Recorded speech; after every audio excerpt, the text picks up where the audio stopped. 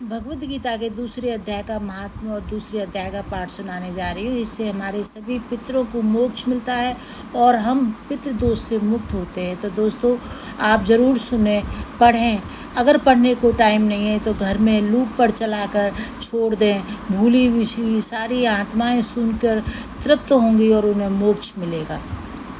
जय श्री कृष्ण। दोस्तों, श्री भगवान कहते हैं, लक्ष्मी, प्रथम अध्याय के महात्म का उत्तम उपाख्यान मैंने तुम्हें सुना दिया। अब अन्य अध्यायों के महात्म श्रवण करो। दक्षिण दिशा में वेद वेदता ब्राह्मणों के पुर नामक नगर में श्रीमान देव शर्मा नामक एक विद्वान ब्राह्मण रहते थे। वे अतिथियों के पूजक, स्वाध्यायशील, वेद शास्त्रों के विशेषज्ञ, यज्ञों का अनुष्ठान करने वाले और तपस्वियों के सदा ही प्रिय थे। उन्होंने उत्तम द्रव्यों के द्वारा अग्नि में हवन करके दीर्घ काल तक देवताओं को तृप्त किया, किंतु उन धर्मात्मा ब्राह्मणों को कभी सदा रहने वाली शांति न मिली। वे परम कल्याणमय तत्व का ज्ञान प्राप्त करने की इच्छा से प्रतिदिन प्रचुर सामग्रियों के द्वारा सत्य संकल्प वाले तपस्वियों की सेवा करने लगे। इस प्रकार शुभ आचरण करते हुए उन्होंने बहुत समय बीत गया। उसके बाद एक दिन पृथ्वी पर उनके समक्ष एक त्यागी महात्मा प्रकट हुए। वे पूर्ण अनुभवी, आकांक्षा रहित, नासिका के अग्रभाग पर दृष्टि रखने वाले तथा शांत चित्त थे। निरंतर परमात्मा के चिंतन में संलग्न हो वे सदा आनंद विभोर रहते थे। देव शर्मा ने उन नित्य संतुष्ट तपस्वी को शुद्ध भाव से प्रणाम किया और पूछा, महात्मन, मुझे शांतिमयी स्थिति कैसे प्राप्त होगी? तब उन आत्मज्ञानी संत ने देव शर्मा को सौपुर ग्राम के निवासी मित्रवान का, जो बकरियों का चरवाहा था, परिचय दिया और कहा, वही तुम्हें उपदेश देगा। यह सुनकर देव शर्मा ने महात्मा के चरणों की वंदना की और समृद्धशाली सौपुर ग्राम में पहुंचकर उसके उत्तर भाग में एक विशाल वन देखा। उसी वन में नदी के किनारे एक शिला पर मित्रवान बैठा था। उसके नेत्र आनंद के तिरेक से निश्चल हो रहे थे। वह अपलक दृष्टि से देख रहा था। वह स्थान आपस का स्वाभाविक बैर छोड़कर एकत्र हुए परस्पर विरोधी जंतुओं से घिरा हुआ था। वहाँ उद्यान में मंद मंद वायु चल रही थी। मृगों के झुंड शांत भाव से बैठे थे। मित्रवान दया से भरी हुई आनंदमयी मनोहारिणी दृष्टि से पृथ्वी पर मानो अमृत छिड़क रहा था। इस रूप में उसे देखकर देव शर्मा का मन प्रसन्न हो गया। वे उत्सुक होकर बड़ी विनय के साथ मित्रवान के पास गए। मित्रवान ने भी अपने मस्तक को किंचित नवाकर देव शर्मा का सत्कार किया। तदंतर विद्वान देव शर्मा अनन्य चित्त से मित्रवान के समीप गए और जब उसके ध्यान का समय समाप्त हो गया, उस समय उन्होंने अपने मन की बात पूछी। महाभाग, मैं आत्मा का ज्ञान प्राप्त करना चाहता हूँ। मैं इस मनोरथ की पूर्ति के लिए मुझे किसी ऐसे उपाय का उपदेश कीजिए जिसके द्वारा सिद्धि प्राप्त हो चुकी हो। देव शर्मा की बात सुनकर मित्रवान ने एक क्षण तक कुछ विचार किया। उसके बाद इस प्रकार कहा, विद्वान, एक समय की बात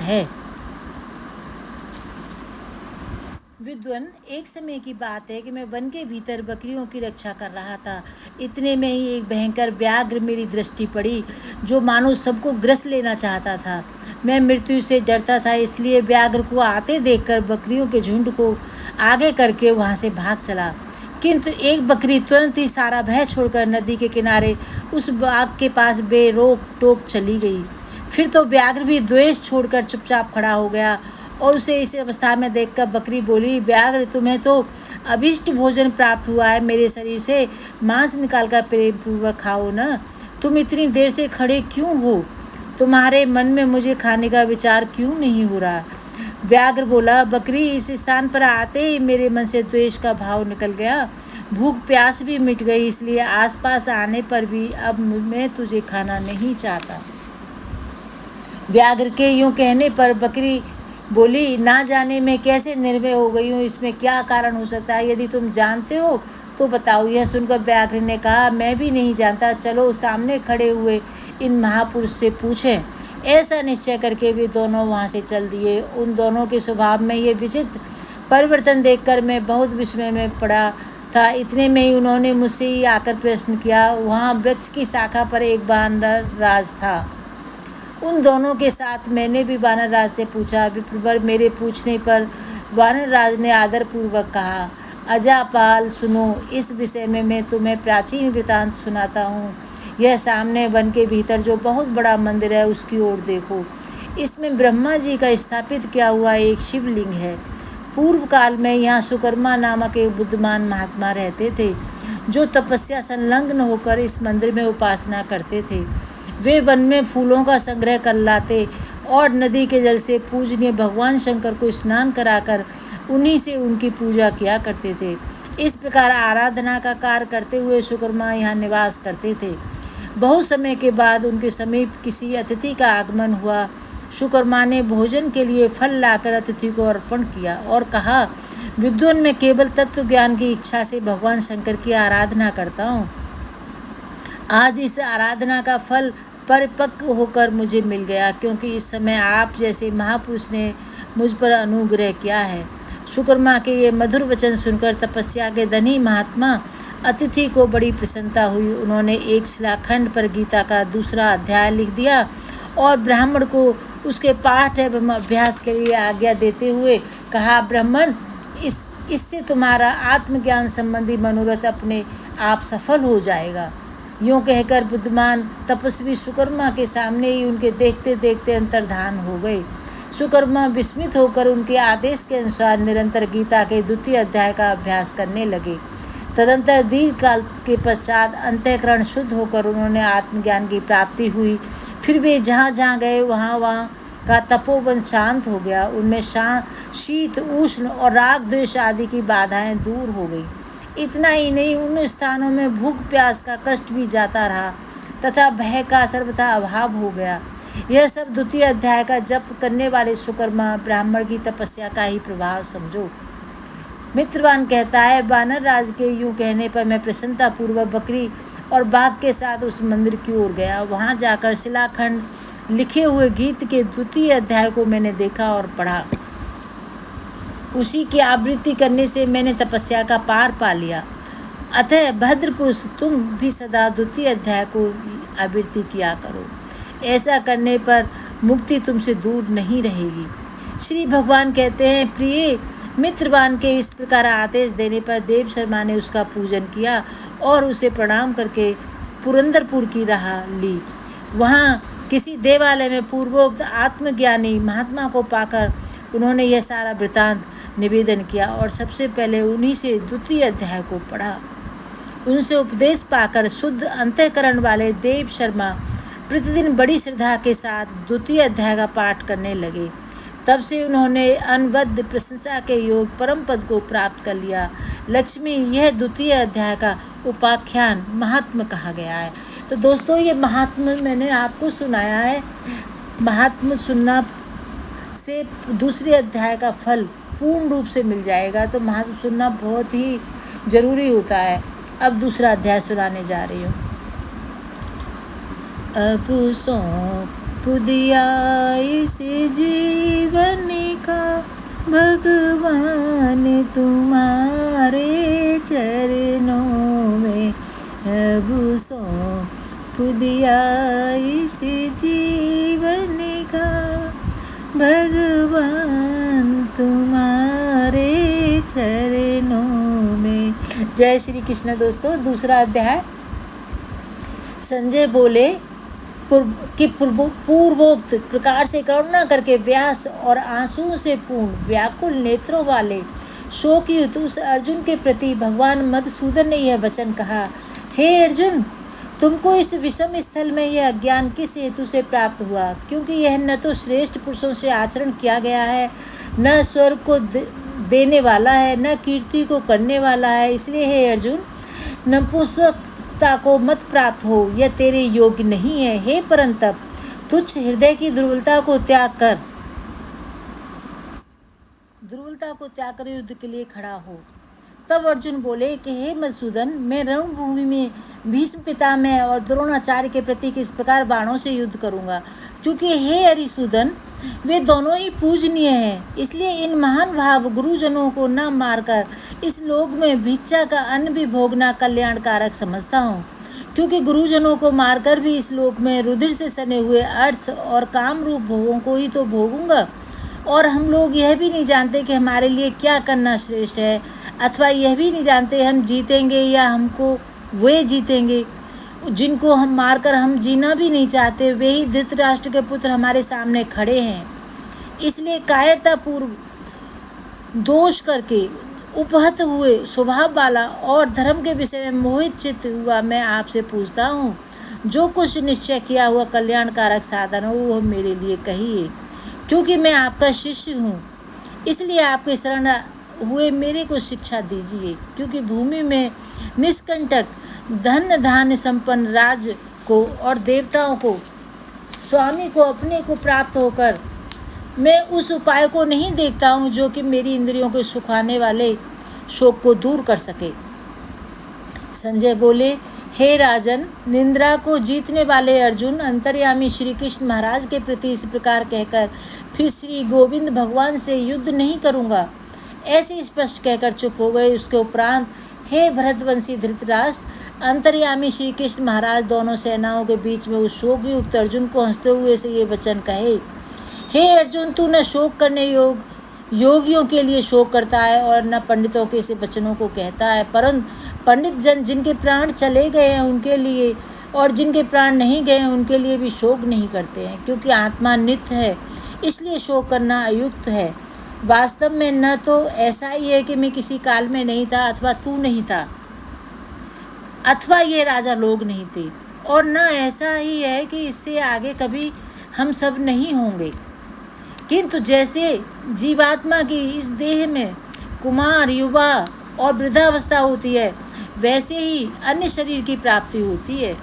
उस विषय में धीर पुरुष नहीं मोहित होता, अर्थात जैसे कुमार, युवा और जरा अवस्था रूप स्थूल शरीर का विकार अज्ञान से आत्मा में भासता है, वैसे ही एक शरीर से दूसरे शरीर को प्राप्त होना रूप सूक्ष्म शरीर का विकार भी अज्ञान से ही आत्मा में भासता है।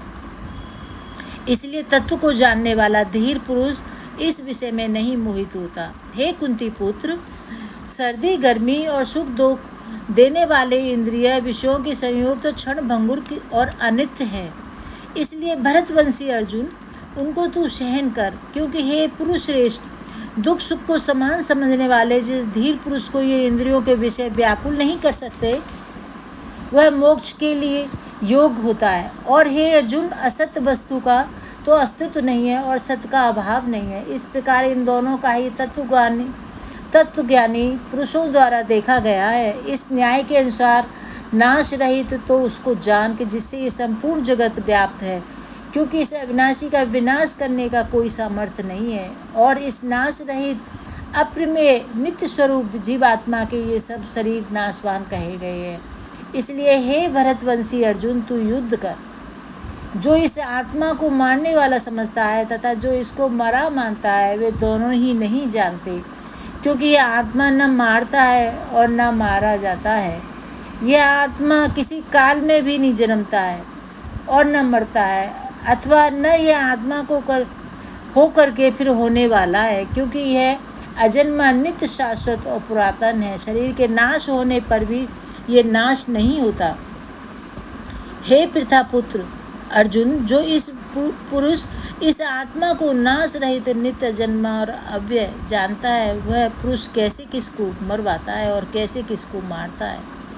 और यदि तू कहे कि मैं तो शरीरों के वियोग का शोक करता हूँ, तो यह भी उचित नहीं है, क्योंकि जैसे मनुष्य पुराने वस्त्रों को त्याग कर दूसरे नए वस्त्रों को ग्रहण करता है, वैसे ही जीवात्मा पुराने शरीरों को त्याग कर दूसरे नए शरीरों को प्राप्त होता है। हे अर्जुन, इस आत्मा को शास्त्र आदि नहीं काट सकते हैं और इसको आग नहीं जला सकती है, इसको जल गीला नहीं कर सकते हैं और वायु नहीं सुखा सकता है, क्योंकि यह आत्मा अछेद्य है। यह आत्मा अध्याय, अकेद और अशोष्य है तथा यह आत्मा निसंदेह, नित्य, सर्वव्यापक, अचल, स्थिर रहने वाला और सनातन है। यह आत्मा अव्यक्त अर्थात इंद्रियों का अविषय और यह आत्मा अचिंत्य अर्थात मन का अविश और यह आत्मा विकार रहित अर्थात न बदलने वाला कहा गया है। इससे हे अर्जुन, इस आत्मा को ऐसा जानकर तू शोक करने योग्य नहीं तथा तू शोक करना उचित नहीं है। यदि तू इसको सदा जन्मने और सदा मरने वाला माने तो भी हे अर्जुन इस प्रकार शोक करने योग्य नहीं है, क्योंकि ऐसा होने से जन्म देने वाले की निश्चित मृत्यु और मरने वाले का निश्चित जन्म होना सिद्ध हुआ है। इससे भी तू इस बिना उपाय वाले विषय में शोक करने के योग्य नहीं है। यह भीष्मादि को शरीर मायामय होने से अनित्य है, इससे शरीर के लिए शोक करना उचित नहीं है, क्योंकि हे अर्जुन, संपूर्ण प्राणी जन्म से पहले बिना शरीर वाले और मरने के बाद भी बिना शरीर वाले ही है। केवल बीच में ही शरीर वाले प्रतीत होते हैं। फिर उस विषय में क्या चिंता। हे अर्जुन, आत्म तत्व बड़ा गहन है, इसलिए कोई महापुरुष इस आत्मा को आश्चर्य की ज्यों देखता है और वैसे ही दूसरा महापुरुष इस आश्चर्य की ज्यों इसके तत्व को कहता है। दूसरा कोई इस आत्मा को आश्चर्य की ज्यों सुनता है और कोई सुनकर भी इस आत्मा को नहीं जानता।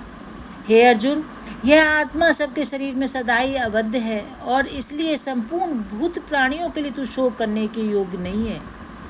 अपने धर्म को देखकर भी तू भय करने योग्य नहीं है, क्योंकि धर्मयुक्त युद्ध से बढ़कर दूसरा कोई कल्याणकारक कर्तव्य क्षत्रियों के लिए नहीं है। हे पार्थ, अपने आप प्राप्त हुए और खुले हुए स्वर्ग के द्वार रूप इस प्रकार के युद्ध को भाग्यवान लोग क्षत्रिय लोग ही पाते हैं, और यदि तू इस धर्मयुक्त संग्राम को नहीं करेगा तो स्वधर्म को प्राप्त कीर्ति को खोकर पाप को प्राप्त होगा।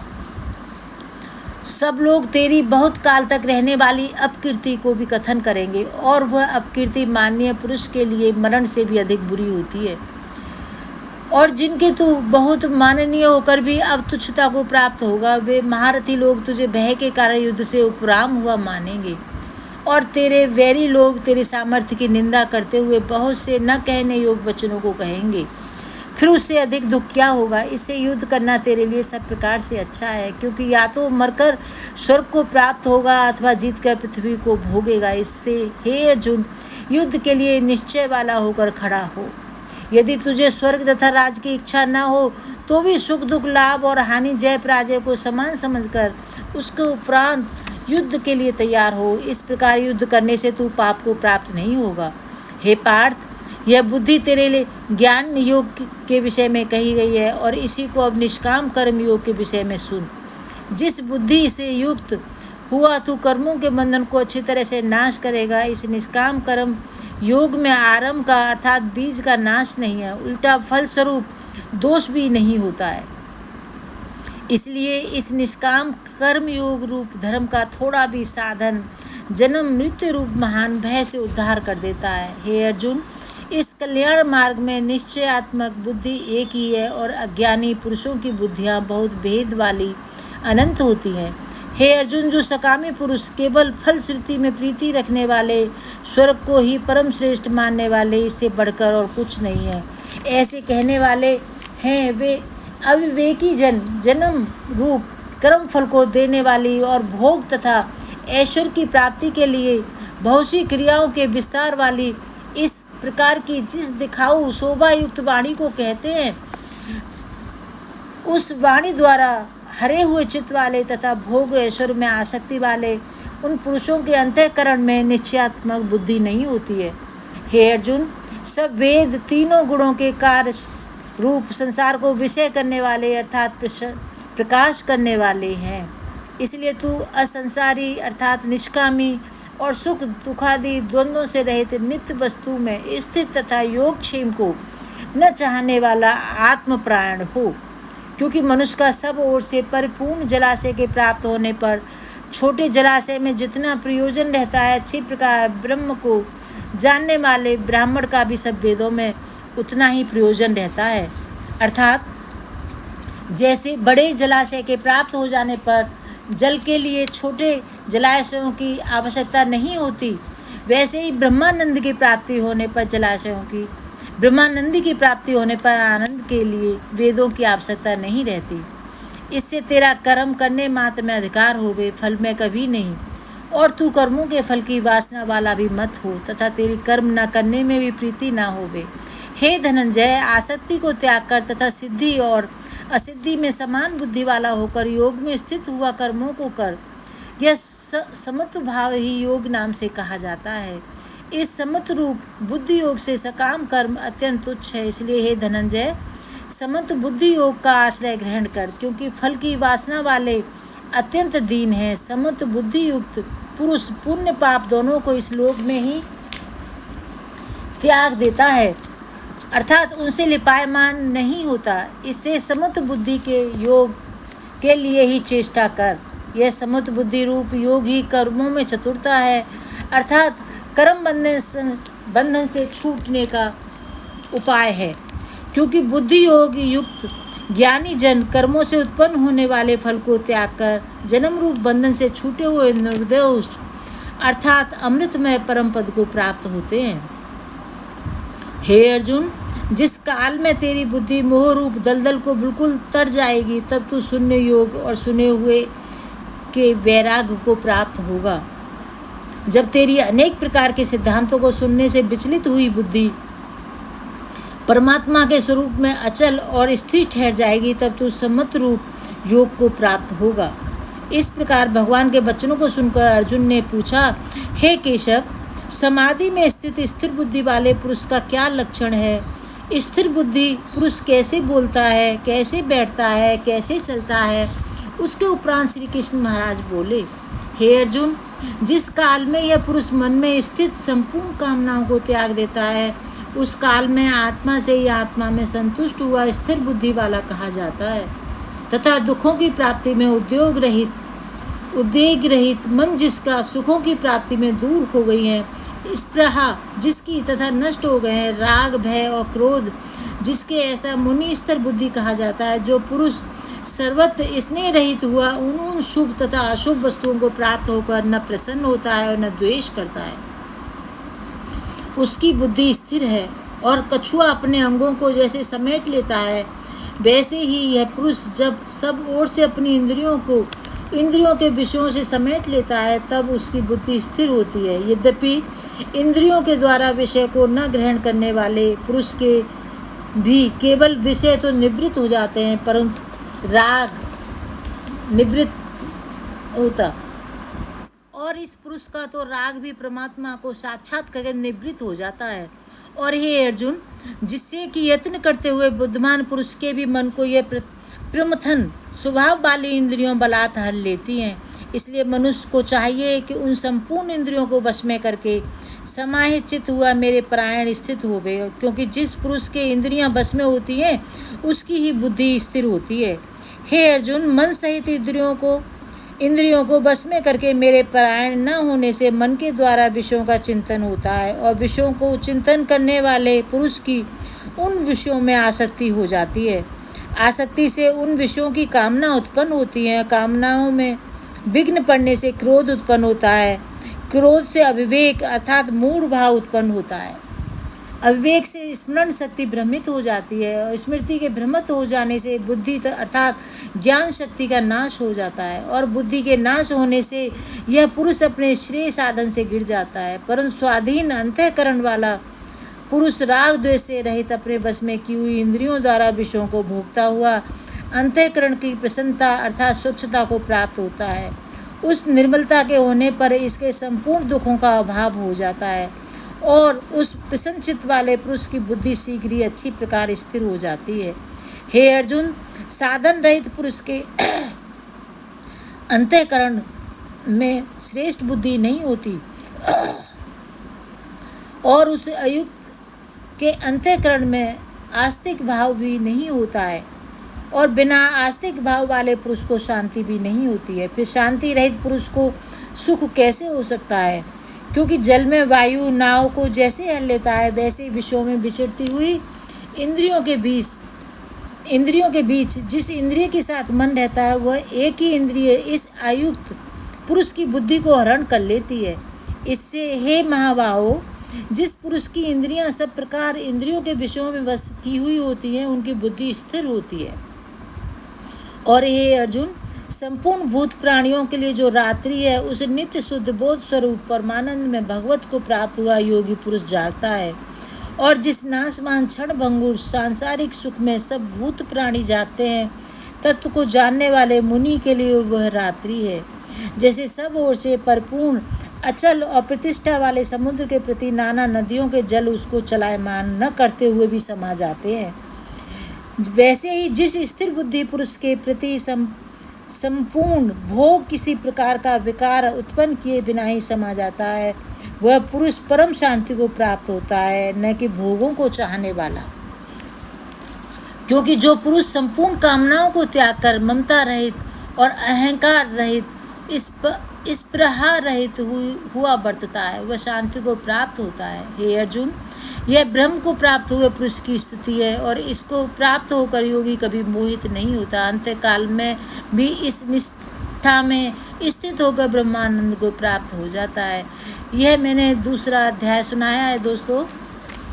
हे श्री कृष्ण भगवान, जो ये श्री गीता का दूसरा अध्याय का महात्मा और अध्याय का पाठ मैंने आपके चरणों में अर्पित किया है, आप इसे हमारे सभी भूले बिछड़ी आत्मा, पितरों की आत्मा, हमारे पूर्वजों को मोक्ष दीजिए और हमारे पापों का नाश कीजिए। जय श्री कृष्ण दोस्तों।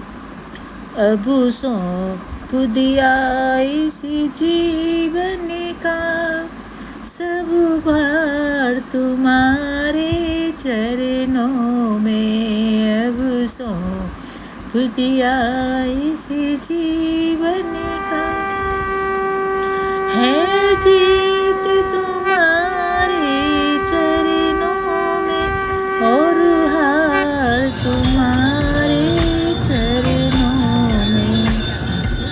जय भगवत गीते स्वामी, जय भगवत गीते, हरे कमल विहारिणी सुंदर सुपुनीते। ओम जय भगवत गीते, कर्म सुमर्म प्रकाशिनी कामा शक्ति हरा, तत्व ज्ञान विकासिनी विद्या ब्रह्म परा। ओम जय भगवत गीते, निश्चल भक्ति विद्यायन निर्मल निर्मल मलहारी, शरण रहे प्रदायिनी सब विधि सुखकारी।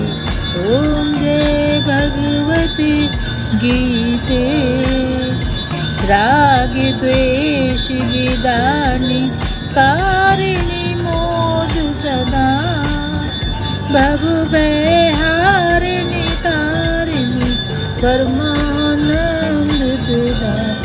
ओम जय भगवत गीते, आसुर भाव विनाशिनी नाशिनी तमुरजिनी, देवी सद्गुणदायिनी हरि रसिका सजिनी।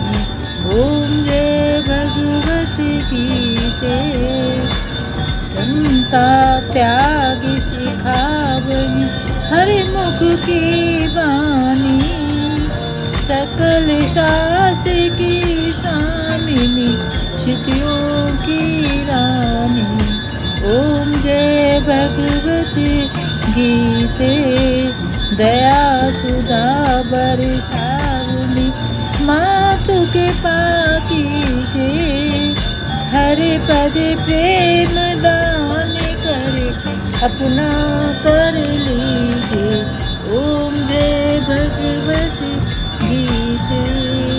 जय श्री कृष्ण दोस्तों। जो भी पहली बार आए हैं चैनल को सब्सक्राइब करें, वीडियो को लाइक करें और शेयर करें, और इस कथा को अपने घर पर लूप के साथ चलाकर लगातार अपने पितरों को मोक्ष दें।